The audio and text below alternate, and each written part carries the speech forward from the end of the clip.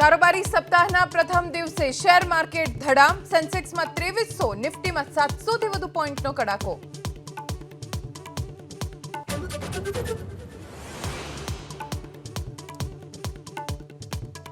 ભાવનગરમાં રૂપિયાની લેતી દેતીમાં યુવકની હત્યા, 20,000 રૂપિયા પરત ન આપતા હરેશ વેગડ નામના યુવક પર હુમલો, 5 દિવસની સારવાર બાદ મોત.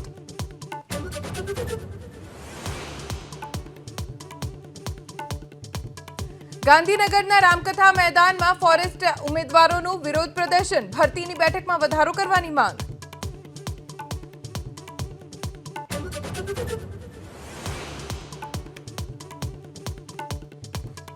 સુરતમાં હીરાના મોટા કારખાનાઓમાં પહેલીવાર ઓગસ્ટમાં 10 દિવસના વેકેશનની જાહેરાત. કિરણ જેમ્સમાં 18 થી 27 ઓગસ્ટે હીરાનું પ્રોડક્શન રહેશે બંધ.